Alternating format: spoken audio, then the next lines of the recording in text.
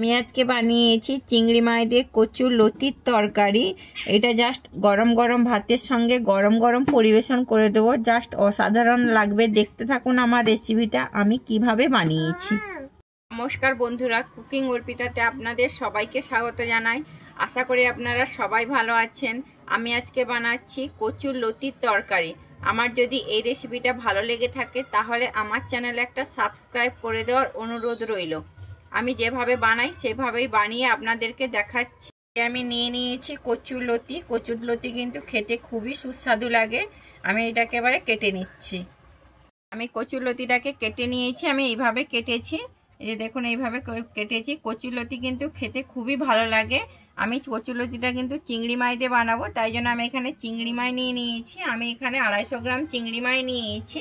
আমি এর মধ্যে চিংড়ি মাছটা ভালোভাবে আমি আগে থেকে পরিষ্কার করে ধুয়ে রেখেছি। আমি এর মধ্যে দিয়ে দিচ্ছি এবারে লবণ আর দিয়ে দিচ্ছি হলুদ।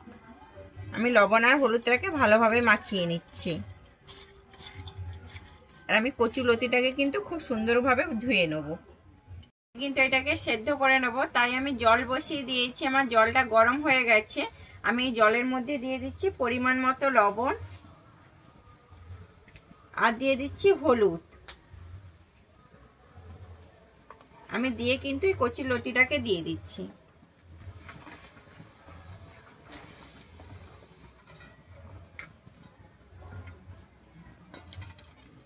আমি কচুর লতিটা কিন্তু লবণ আর হলুদের সঙ্গে মিশিয়ে নিচ্ছি। এটা হলুদ দিলে একটা যে কালো কষ থাকে ওই কষটা কিন্তু বেরিয়ে যায়।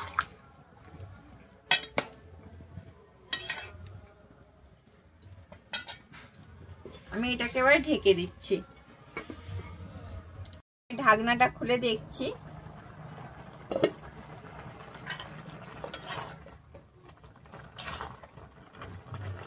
আমার কচুর লতিটা কিন্তু খুব সুন্দর সেদ্ধ হয়ে গেছে। আমি এবার এটাকে নামিয়ে নিচ্ছি। রান্নাটা কিন্তু সর্ষের তেলেই করে নেব, তাই আমি কড়াইতে তেল দিয়ে দিয়েছি। আমার তেলটা গরম হয়ে গেছে। আমি প্রথমে চিংড়ি মাছগুলোকে ভেজে নিচ্ছি।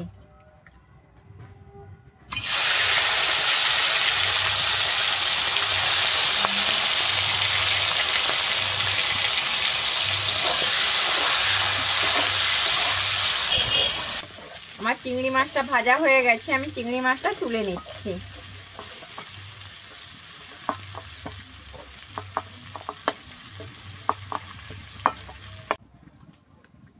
আমি এই তেলেই আর একটু তেল দিয়ে দিচ্ছি। আমার তেলটা গরম হয়ে গেছে। আমি দিয়ে দিচ্ছি গোটা গরম মশলা। আমি এখানে নিয়েছি 3টা এলাচ, দারুচিনি 3টা, লবঙ্গ 3টা। আমি দিয়ে দিচ্ছি তেজপাতা 2টো।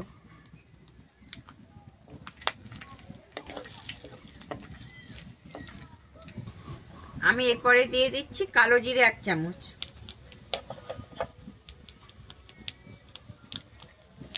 আমি তারপরে দিচ্ছি কুচানো পেঁয়াজ 2টো।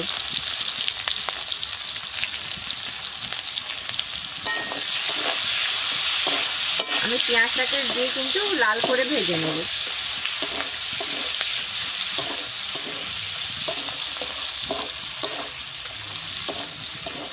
আমার পেঁয়াজটা ভাজা হয়ে গেছে। আমি এরপরে দিয়ে দিচ্ছি রসুন বাটা। আমি এখানে রসুন বাটা 1 চামচের মতো দিয়ে দিচ্ছি। আমি রসুনটা কিন্তু ভালোভাবে ভেজে নেব যাতে রসুনের কাঁচা গন্ধটা চলে যায়।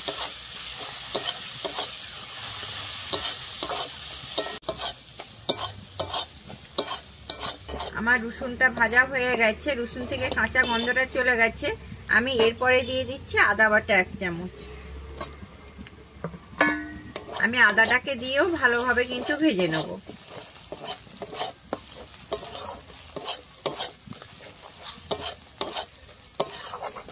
আমার আদা রসুনটা কিন্তু ভাজা হয়ে গেছে। আমি এরপরে দিয়ে দিচ্ছি একটা টমেটো। আমি টমেটোটা দিয়ে কিন্তু ভালোভাবে কষিয়ে নেব।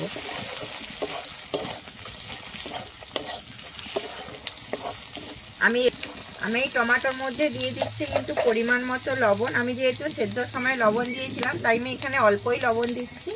আর দিচ্ছি হলুদ। লবণ আর হলুদ দিলে কিন্তু টমেটোটা তাড়াতাড়ি গলে যাবে।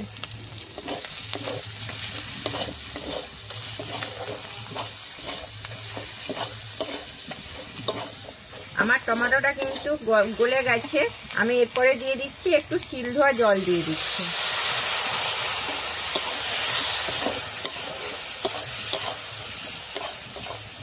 আমি এর মধ্যে দিয়ে দিচ্ছি 1 চামচ জিরে গুঁড়ো, দিচ্ছি 1 চামচ ধনে গুঁড়ো, আর দিচ্ছি 1 চামচ ঝাল লঙ্কার গুঁড়ো। ঝালটা আপনারা আপনাদের পরিমাণ অনুযায়ী দেবেন। দিয়ে আমি এবারে ভালোভাবে মশলাটাকে আবারও কষিয়ে নেব।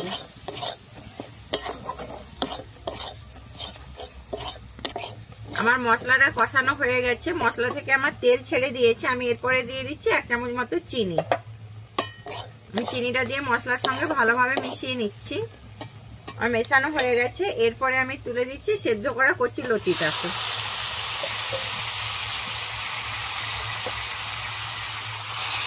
দিয়ে আমি মশলার সঙ্গে ভালোভাবে মিশিয়ে নিচ্ছি।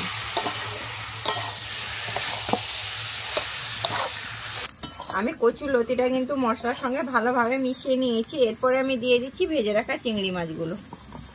আমি চিংড়ি মাছটাকে দিয়ে কিন্তু আবারও ভালোভাবে মিশিয়ে নেব। এতে কিন্তু কোনো জলের ব্যবহার করব না। কচু লতিটাকে কিন্তু আমি খুন্তির সাহায্যে একটু ঘেঁটে নিয়েছি। যে দেখুন আমার কীরকম ঘাঁটা ঘাঁটা হয়ে গেছে। আমি এরপরে দিয়ে দিচ্ছি গরম মশলা গুঁড়ো 1 চামচ। আমি গরম মশলা গুঁড়োটা দিয়ে ভালোভাবে কিন্তু মিশিয়ে নিচ্ছি।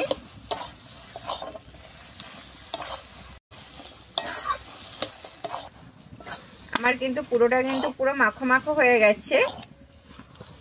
আমি এবারে নামিয়ে নিচ্ছি। আমার রেডি হয়ে গেছে কচু লতির তরকারি। আমার যদি এই রেসিপিটা আপনাদের ভালো লেগে থাকে তাহলে আমার চ্যানেলে লাইক, শেয়ার, কমেন্ট ও সাবস্ক্রাইব করে দেওয়ার অনুরোধ রইল।